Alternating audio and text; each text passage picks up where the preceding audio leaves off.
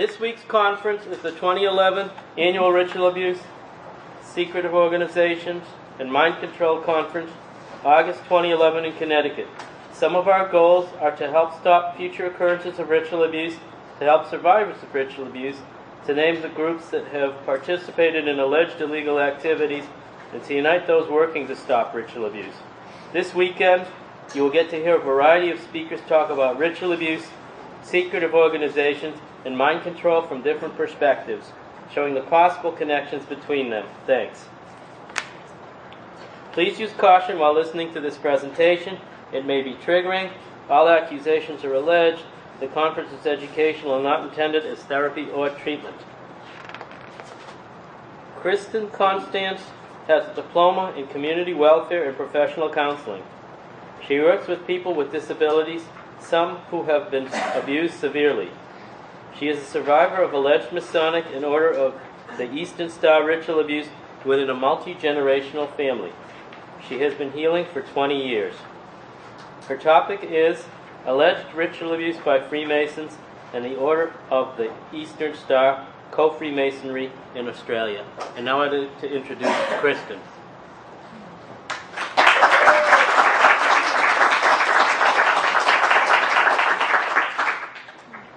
My name is Kristen Constance and I'm 43 years old. I was born in Australia. I have a diploma in community welfare and professional counselling, and I work with people with disabilities. I was ritually abused and mind controlled between the ages of 3 and 9 in the eastern states of Australia. Ritual abuse occurs in Australia and is at the core of a criminal stratum that manufactures child pornography. Individuals in these criminal groups have been successfully prosecuted, but the groups themselves and larger networks have not. Survivors in Australia face a number of barriers that prevent them from securing their safety.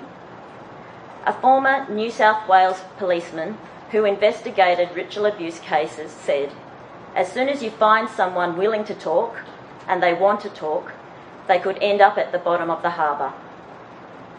There are few effective services available for ritual abuse survivors in Australia. There is also little recognition of ritual abuse by law enforcement and government agencies. Although Australia has recognised ritual abuse as a legitimate reason to gain refugee status, it could only boast a handful of court prosecutions that can prove the link between child sexual abuse and devil worship. Ritual abuse includes satanic ritual abuse, but is not limited to only that. In 1998, the Australian Refugee Tribunal accepted a German ritual abuse survivor as a refugee. The tribunal stated, quote, that the German government has been ineffective in stopping their illegal activities, unquote. Perhaps ritual abuse only takes place in other countries. A survey in Melbourne, Australia, identified 153 cases of ritual abuse between 1985 and 1995. 98 social workers, psychologists and counsellors contributed to this survey. 38 people from Australia filled out the extreme abuse survey. 55% of them reported ritual abuse and mind control. I was one of them. Michael Salter, who wrote a chapter in ritual abuse in the 21st century, has just completed a PhD last year. The title of his work is Adult Accounts of Organised Child Sexual Abuse in Australia. In his study, he interviews 15 ritual abuse survivors, and I was one of them. In the interview that was conducted, I describe in more detail the process of colour programming under a pseudonym. I interviewed a reputable psychologist in Australia who has worked with survivors over a 20-year period. She has seen approximately 20 clients who say they have been ritually abused and mind controlled. Out of those 20 survivors, 2 of them have allegedly been abused by Freemasons. My grandfather was a 33rd degree Mason who belonged to several Masonic lodges. He and my grandmother founded a chapter of the Order of the Eastern Star in the suburbs of Sydney. I have been in therapy for 20 years now, 16 with my present therapist. The most difficult part of my recovery has been healing from a left-right colour program split that regularly dissociates me. I started having trouble with my memory in my second year of studying nursing when I was 18, and I could not pass my exams. I started remembering incest when I was 24, and the ritual abuse and mind control not long after that. I have been hospitalised on 3 occasions. On my first time in the psychiatric ward of one of the major teaching hospitals on the west coast of Australia, I was diagnosed with having a brief reactive psychosis, Hashimoto's hypothyroidism, and an abnormal EEG indicative of temporal lobe epilepsy. I had forgotten to eat or drink that day, and I could not stop crying, and I drove myself to hospital.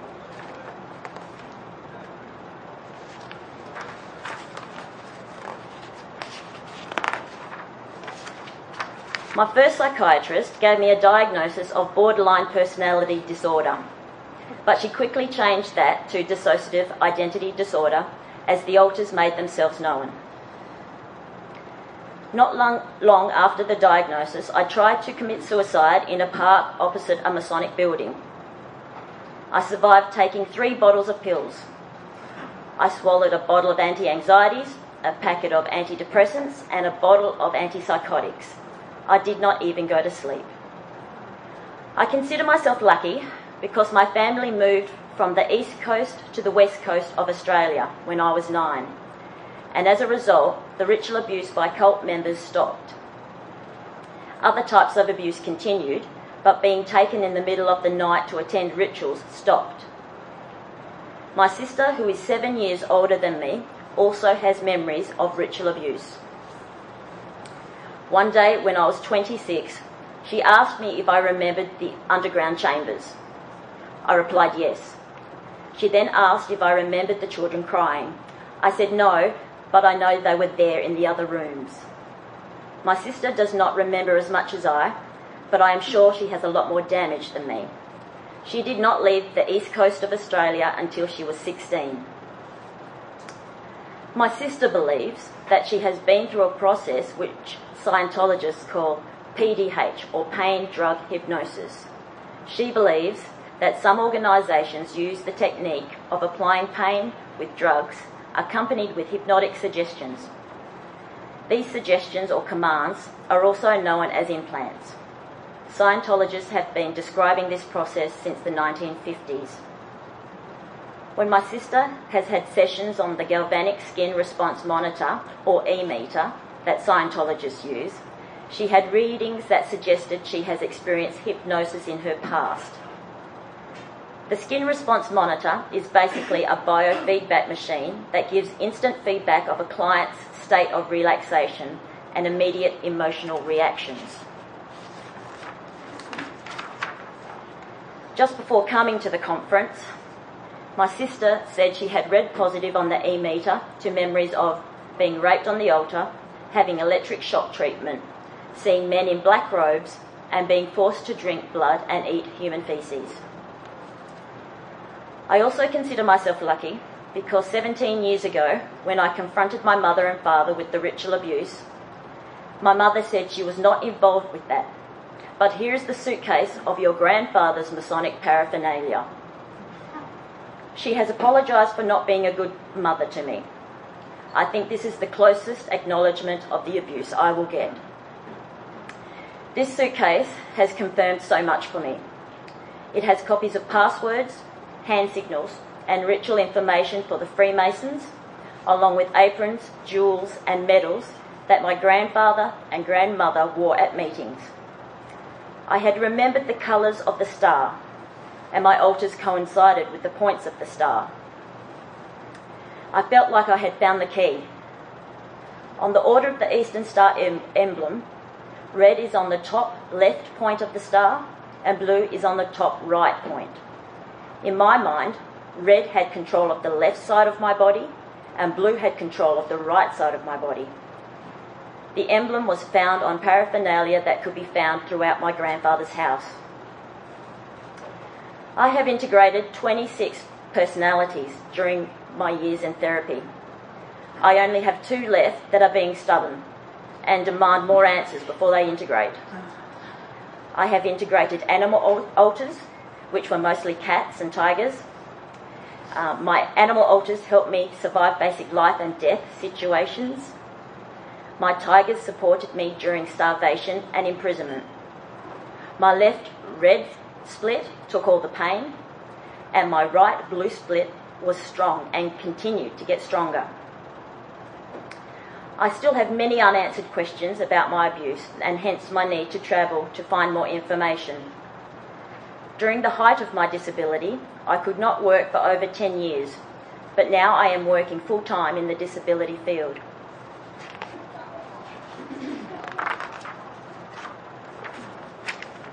I remember being in cages, electric shocks, being cut, raped, photographed, drugged, hypnotised, starved, light deprived, beaten, oxygen deprived, and sleep deprived. I have been put in coffins with spiders. I have participated in rituals inside halls and in outside bush settings. I have been tied to altars. I have participated in mock births and deaths.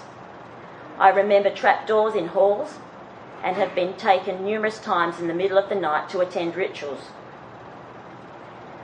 I have been cut, pricked, and pierced for bloodletting to be used in rituals.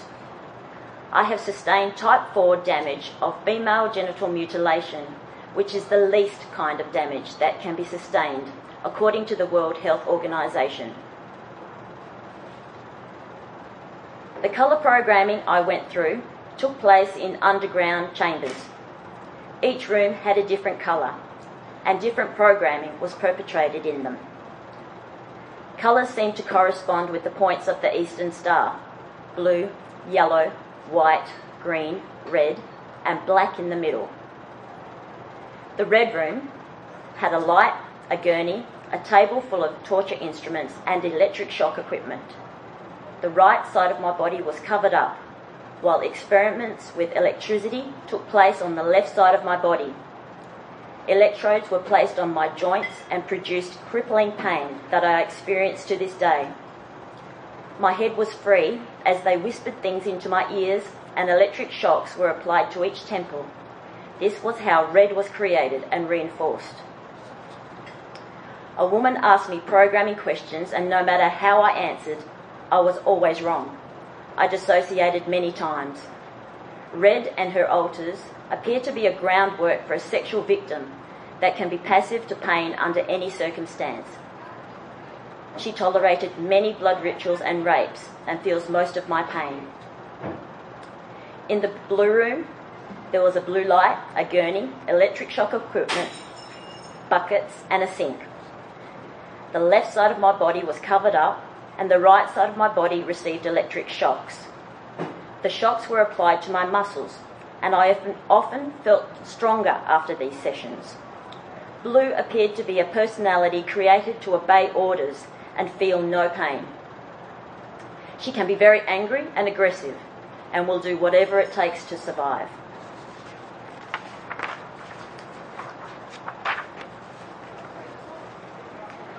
I feel mostly programmed as these 2 colours, and my sister feels more programmed as white.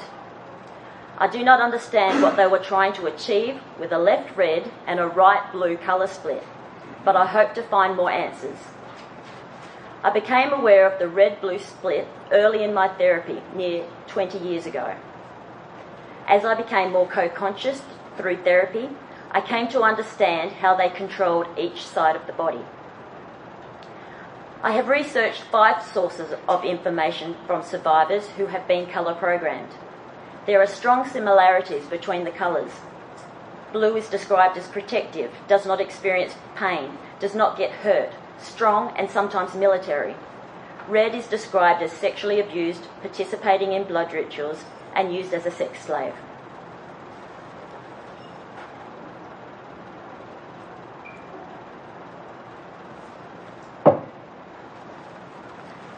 I don't know if everyone programmed by the Masons receives this basic type of colour groundwork.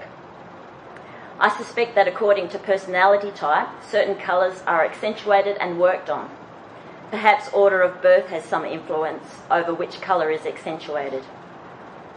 I don't understand what they were trying to do or what they were trying to create. I tend to wonder about what their master plan was meant to be. Red experiences pain from my left ankle, knee, hip, elbow, ear and eye, and left temporal lobe. When I have been triggered, I end up curled up in front of the heater on my left side, in pain. I experience my right blue side as unaffected by the abuse. I don't have as many nightmares as I used to, but I am still having sleeping problems. I have not been able to sustain many relationships, but I am proud of an ever-growing circle of friends. I have never wanted children. I have always wondered why people would want to bring children into this world. I assumed all children would be hurt and have chosen not to have any. The methods that have helped me the most in my healing include Gestalt therapy, massage and exercise. I am doing a lot of walking and cross-training at the moment, so both sides of my brain can learn to work together. It seems a very long process for both my left and right hemispheres to learn to communicate and coordinate together. The left side of my body has sustained a lot of injury. My brain seems willing to sacrifice the left side of me for my ultimate survival.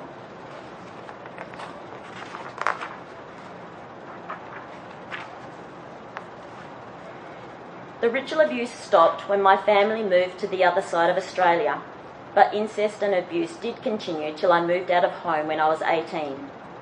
My father is alcoholic and my mother continues to live in denial, although she will answer my questions when she can. My sister continues to struggle with her mental health. Today I continue to work as a disability support worker and my therapy is coming to a close. I have come to the realisation that I may never be fully integrated, but co-consciousness has helped me achieve many goals that I never thought possible, like attending this conference. My greatest achievement has been pure survival, and anything that happens now is a bonus. Thank you for listening to my story, and I will now show you some slides. Some of the slides may be triggering, so please take care of yourself. The first slides are some of the objects and documents from the infamous suitcase I inherited, and the later slides show my representation of the underground chambers that abuse took place in.